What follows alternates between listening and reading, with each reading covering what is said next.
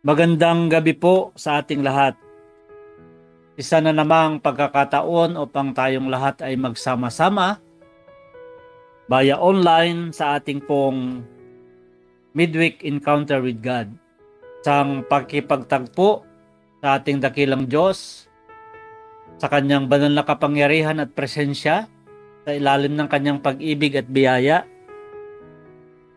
Sa pamagitan nito ay alam nating patuloy tayong binibigyan ng kalakasan, direksyon sa ating mga buhay.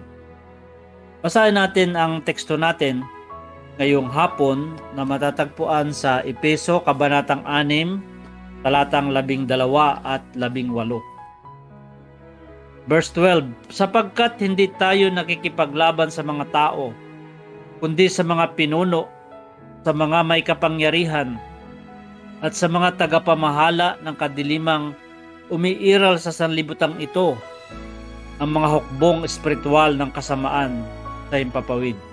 Verse 18, ang lahat ng ito'y gawin ninyo na may panalangin at pagsamo. Manalangin kayo sa lahat ng pagkakataon sa patnubay ng Espiritu. Lagi kayong maging handa at patuloy na ipanalangin ang lahat ng mga hinirang ng Diyos. Tayo po manalangin. Dakilang Diyos, aming Ama, salamat po sa iyo pong walang hanggang pag-ibig, sa iyong presensya, sa iyong kapangyarihan. Patuloy kaming nangahawakan sa iyong mga biyaya. Wala po kaming magagawa kung nakahiwalay po kami sa iyo. Samahan niyo po kami sa aming pong pagbulay-bulay ng iyong banal na salita. At sa pagkataong ito, tinatagubilin po namin ang bawat isa na makasama namin, Panginoon, sa pamagitan ng online platform. Matagpuan namin ang iyong pong malabay na kamay na kumukup-kup sa amin. Walang diferensya sa iyo kung paano kami kalayo sa isa't isa. Kami po ay pinagpapala mo ng iyong pong presensya na ikaw ay nasa lahat ng dako at ikaw ay nakikipag-ugnayan sa amin.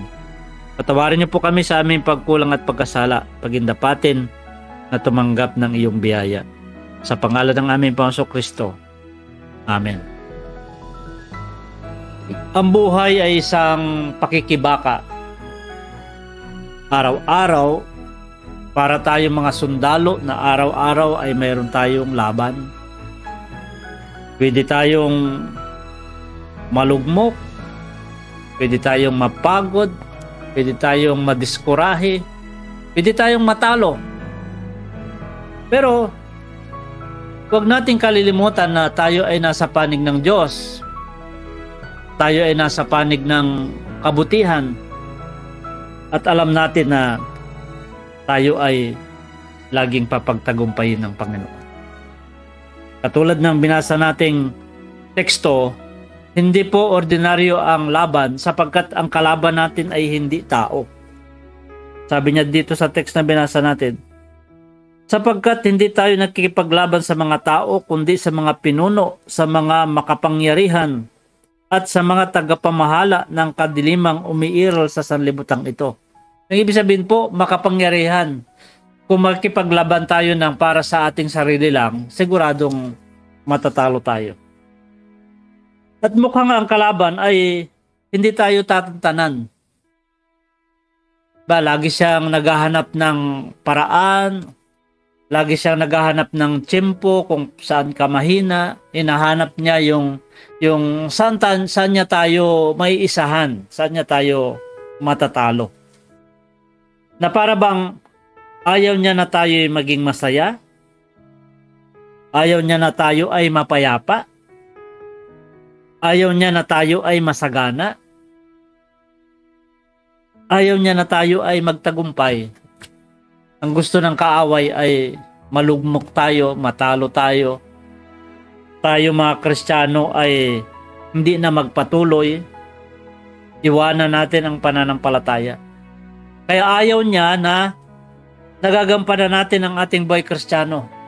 Malugod tayo na nakikiisa sa buhay iglesia, naglilingkod tayo, masaya tayo na ginagawa ang mga ito. Ayaw ng kaaway yun. Kaya, maraming pagkakataon sa buhay natin na para bang sabi natin, bakit mula nung naging Kristiyano ako, sunod-sunod naman na yung problema ko? Maaaring kapamaraanan ito sa ibang banda upang tayo ay mapagod at upang hindi na tayo makasunod at hindi na tayo maging mabuting Kristiyano. Naalala ko yung isang teksto sa Isaiah chapter 40 verse 31. Ito yung sinasabi niya. Kapag tayo ay napagod, tayo ay na-discourage, tayo ay nanlupaypay, wag po natin kalimutan yung tekstong ito. Isaiah chapter 40 verse 31. But those who trust in the Lord for help will find their strength renewed. They will rise on wings like eagles. They will run and not get weary. They will walk and not grow weak. Ngunit muling lumalakas at sumisiglang nagtitiwala kay Yahweh. Lilipad silang tulad ng agila. Sila'y tatakbo ngunit hindi mapapagod. Sila'y lalakad ngunit hindi nangihina. Ang mahalaga, sa kabila ng kapaguran, tayo po ay buong nagtitiwala kay Yahweh. Yan yung sinasabi niya po Those who trust in the Lord. Tingnan natin na tayo po ay napagod dahil parte ng pagiging tao na mapagod ka o manlupaypay ka. Pero mayroon siyang dito na ngunit yung nagtitiwala kay Yahweh ay muling lumalakas. So, ano bang kapaguran yan? Mga problema at pagsubok. Marami kang pinagdaan ng laban at napagod ka. Ang iminumungkahi niya po dito ay huwag tayong sumuko. Mas lalo nating paigtingin ang pagtitiwala natin kay Yahweh. At siguradong mananauli yung ating lakas.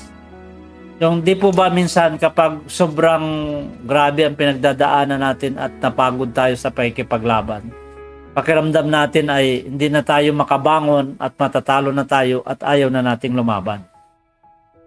Kaya ang teksto natin ay nagsasabi na tiwala lang, laban lang. Di ba yung sinasabi po na mapapagod ngunit hindi susuko? Magpahinga, kapag nanauli ang lakas, laban uli. Ito po ang sinasabi ng teksto natin. Laban doon sa kalagayan natin na hindi tayo nakikipaglaban sa ordinaryong tao lamang, kundi sa isang kapangyarihan. We are fighting against principalities. Sabi niya dito sa teksto natin. Kaya ang mahalaga po, huwag nating kalilimutan yung sekreto ng laban na tayo po ay nakaangkla sa Diyos at lubos tayong nagtitiwala sa Kanya. Naalala ko po ang maliit na kwentong ito na pakikipaglaban ng agila sa isang ahas. Sabi ng article, basahin ko po, the eagle does not fight the snake on the ground. It picks it up into the sky and changes the battleground. And then it releases the snake into the sky. The snake has no stamina, no power, no balance in the air. It is useless, weak and vulnerable, unlike on the ground where it is powerful, wise and deadly. Take your fight into the spiritual realm by praying, and when you are in the spiritual realm, God takes over your battles. Parang ang halimbawa daw po ng laban natin sa principalities, sa makapangyarihang kaaway, ay katulad ng laban natin dito sa kwento, laban ng isang agila sa isang snake. Of course, yung snake symbolizes Satan and his demons. Yung eagle, sumisimbolo sa Kristiyano. Kapag ang eagle, makikipaglaban siya sa ground, sa ahas, siguradong matatalo siya. Kasi yan yung comfort zone ng ahas, yan yung lugar niya. Diyan siya malakas, diyan siya mapanganib.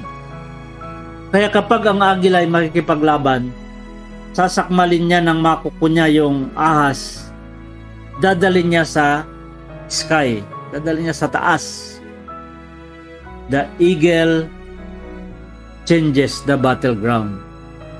Dinadala niya sa alapaap kung saan walang lakas yung ahas, wala siyang laban, hindi niya magamit yung kanyang mga abilidad.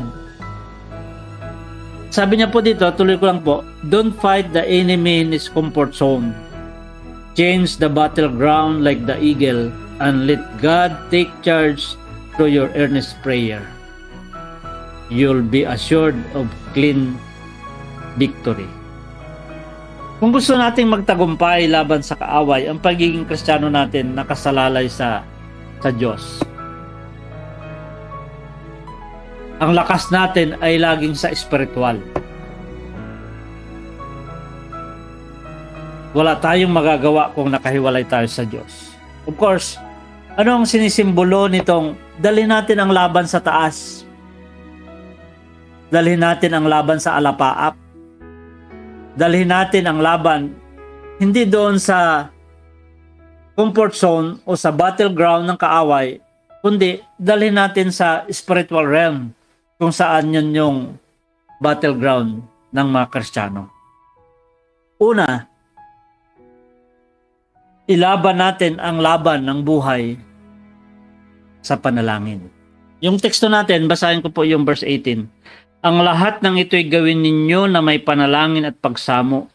Manalangin kayo sa lahat ng pagkataon sa patnubay ng Espiritu Santo. Lagi kayong maging handa at patuloy na ipanalangin ang lahat ng mga hinirang ng Diyos. Kahit paano makapangyarihan ang kaaway. Sabi natin kanina, hindi siya tao, siya ay makapangyarihan. Pero ang pwede lang na lumaban sa kanya ay ang mga salita ng Diyos at ang panalangin. Kapag dinala natin ang laban sa panalangin, doon tayo nagkakaroon ng lakas upang lumaban. Doon tayo nagkakaroon ng lakas upang makita natin na ano ang kanyang kahinaan, at ang kahinaan niya ay ang pagsusumamo.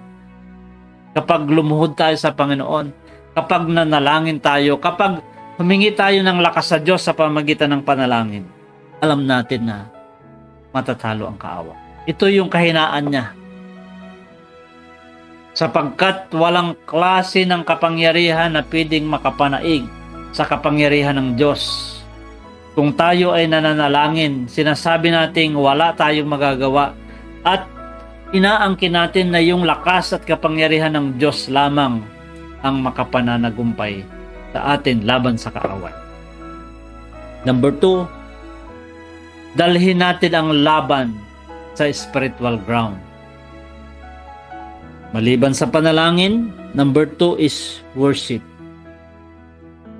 Dalhin natin ang laban sa pagsamba. Tayo ay maging isang Kristiyanong punong-puno ng pagsamba sa ating quiet time, sa ating personal moment with God, sa ating encounter with God. Katulad nito, kinakatagpo natin ang Diyos at inaangkin natin yung kanyang kapangyarihan. Habang tayo po ay umaawit sa pagsamba, habang tayo po ay nagbabasa ng salita ng Panginoon, habang tayo po ay nananalangin, habang tayo po ay nakikipag-isa sa ating Panginoon, nanghihina ang kaaway at nawawalan siya ng lakas. Kaya nagtataka ako sa mga Kristiyanong sinasabi nila na, Pastor, hindi mo na po siguro ako makapagsamba kasi aayusin ko muna yung problema ko. Di po ba kinakailangan yatang habang may problema tayo, mas lalo tayong maging mainit sa pagsamba? Sapagkat ito ang pwedeng makagapi sa kaaway. Dalhin natin yung laban sa alapaap. Ang battleground natin ay spiritual at ang ikalawang matinding panglaban natin sa kaaway ay ang dakilang pagsamba. Pangatlo, dalhin natin ang laban sa alapaap, sa battleground, kung saan mahina ang kaaway, at yan yung paglilingkod natin sa Panginoon. Mas lalo tayong maging masipag na maglingkod sa Diyos. Higit pa sa pwede nating ipaglingkod, o kaya ay higitan natin yung dating ipinaglilingkod natin. Habang nakikita tayo ng kaaway, na kung kailan ko siya binibigyan ng problema, mas lalo naman siyang nagiging masipag sa mga gawain sa simbahan. Mas lalo naman siyang naglilingkod sa Diyos. Yun po ang kahinaan niya. Yun po yung spiritual realm. Yun po yung spiritual ground kung saan walang laban yung kaaway. Ang pang-apat, dalhin natin ang laban sa alapaap. Patuloy nating ibahagi ang pagliligtas ng Diyos.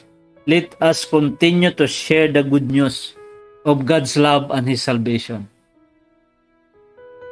Nung nasa G12 ministry kami, mayroong isang pastor na nagmi-mentor sa amin. Sabi niya, kapag mayroong kang problema, mag-share ka ng gospel sa isang tao. Kapag hindi pa tapos yung problema mo, dinagdagan na naman ng kaaway yung problema mo, mag-share ka sa 2 tao. Mag-share ka sa maraming tao. Sasabihin sa iyo ni Satanas, hindi ko na nga bigyan ng problema ang taong ito kasi mas lalong maraming naliligtas kapag siya ay mayroong pagsubok at problema. Parang nandyan yung lakas natin habang tayo ay nandyan sa Panginoon. May pangako naman ang Panginoon na nandyan siya at hindi niya tayo iiwan at hindi niya tayo pababayaan. Patuloy tayong makipagniig sa Kanya. Maranasan ang Kanyang banal na kapangyarihan para sa ating lahat sa pamamagitan ng ating patuloy na paglilingkod sa Kanya. Patuloy nating angkinin na ang biyaya ng Kanyang kapangyarihan ay laging masagana para sa ating lahat. Tayo po ay manalangin. O dakilang Diyos, aming Ama, lumalapit po kami na mayroong pagpapasalamat dahil natagpuan namin ang lakas mula sa iyo sa pamagitan ng aming patuloy na pakikipag-isa at pagtitiwala. Upo, napatunayan po namin na wala po kami magagawa kung malayo kami sa iyo. Inaangkin ko po na lahat ng aking mga kapatid na nakikipanalangin ngayong oras na ito, patuloy po nilang matagpuan ang lakas upang magtagumpay. Anumang kalagayan, sitwasyon ng buhay, alam po namin, Panginoon, na ito ay kayang-kaya mo. Maging yan ay pagsubok at problema, maging yan ay pagkakasakit, dakilang Diyos, alam po namin na ikaw ay gumagawa at kumikilos para sa amin. Ang namin, Panginoon, na kung malapit kami sa iyo, malayong walang magagawa ang kaaway para sa amin. Malayo kami sa Kanya sapagkat malapit kami sa iyo. Panginoon, inaangkin ko po na sa pamagitan ng panalangin ito, lagi naming makita, Panginoon, ang biyaya mo sa pamagitan ng pagtitiwala, lubos na pananampalataya. Tulungan mo po kami na kami po ay makapaglingkod ng tapat. Ikaw lamang ang siyang mapasalamatan sa aming buhay. Ikaw, Panginoon, ang siyang maparangalan sa aming buhay. Pinagkatiwala po namin sa iyo ang lahat. Sa pangalan ng Ama, ng Anak, ng Banal na Espiritu. Amen. Amen.